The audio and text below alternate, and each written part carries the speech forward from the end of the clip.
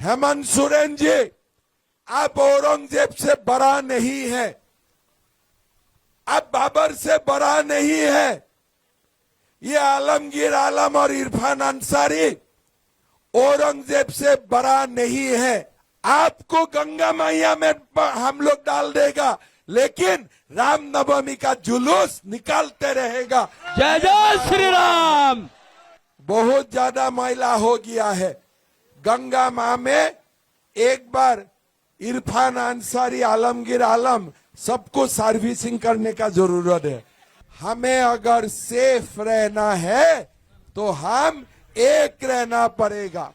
विभाजन लाने के लिए ये राहुल गांधी, इरफान अंसारी, आलमगीर आलम हर चुनाव में कोशिश करता है।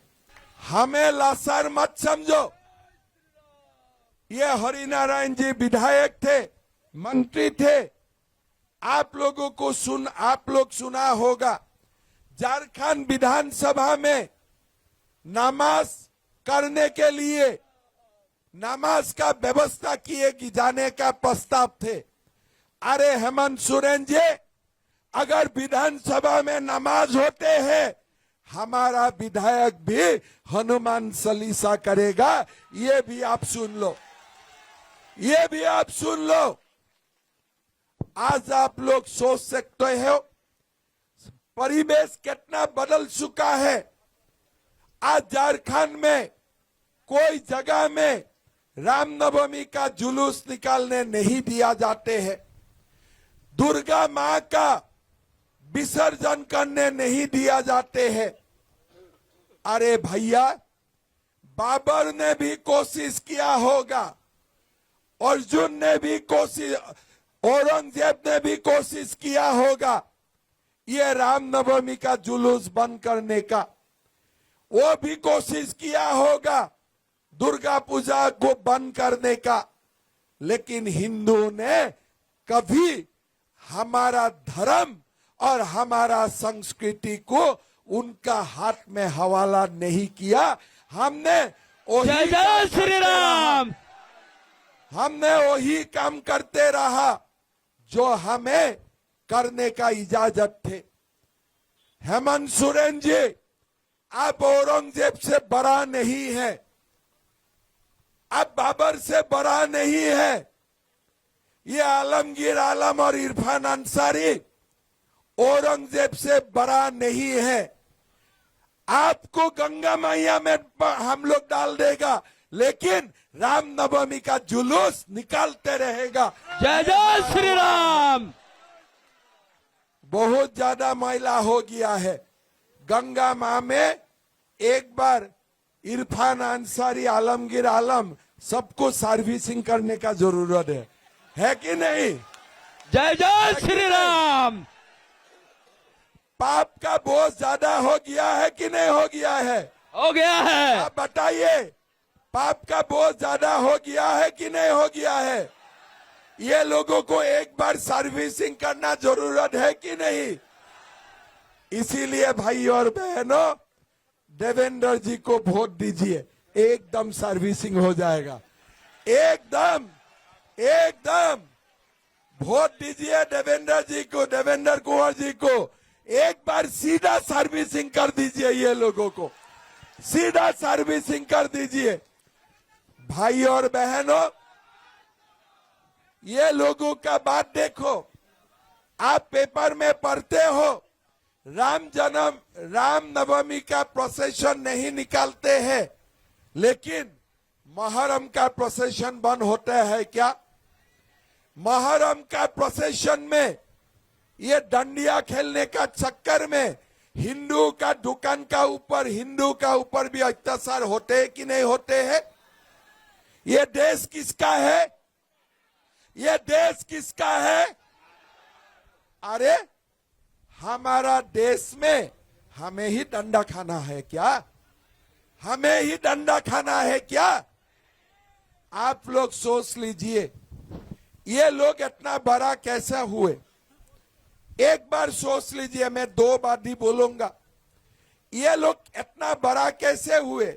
बड़ा नहीं है ये लोग। ये लोग कुछ नहीं जानता है, दर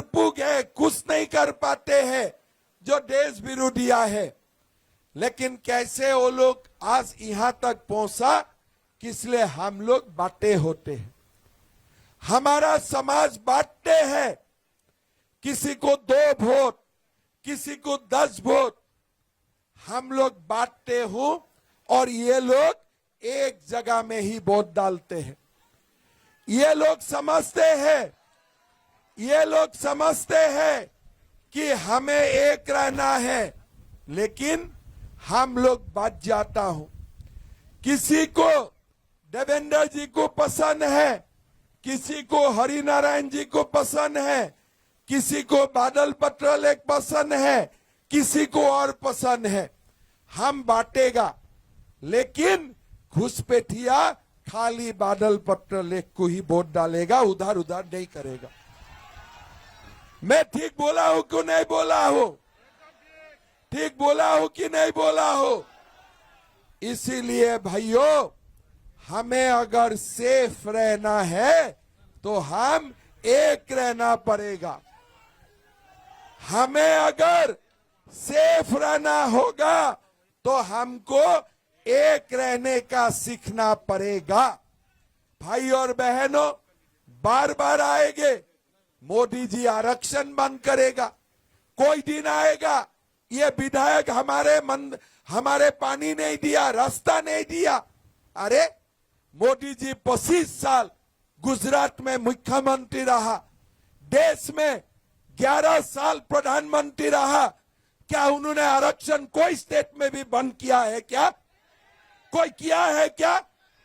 हमारा समाज में विभाजन लाने के लिए ये राहुल गांधी, इरफान अंसारी, आलमगीर आलम हर चुनाव में कोशिश करता है।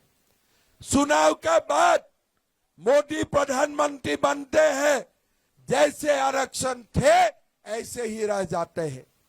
खाली चुनाव का दरमियान ये लोग आते हैं और हमारे समाज को एसटी, एससी, ओबीसी, जनरल में बांट देते हैं और घुसपैठिया चुनाव जीत जाते हैं।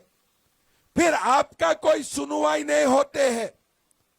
एक बार सरकार बनने का बाद ये हेमंत सोरेन, इरफान अंसारी, आलमगीर आलम आपका बात नहीं सुनते हैं।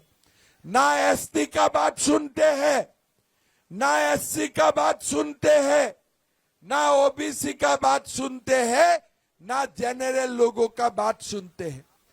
खाली वोट लूटने का समय तक हमारा समाज को ये लोग विभाजित करने का कोशिश करते हैं।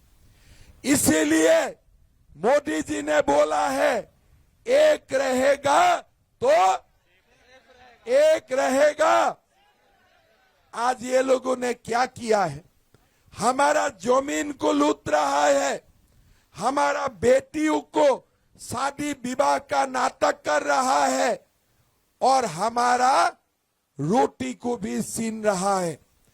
इसीलिए ये चुनाव हमारे बेटी, माटी और रोटी को बसाने का चुनाव है। रोटी, माटी, बेटी को बसाने का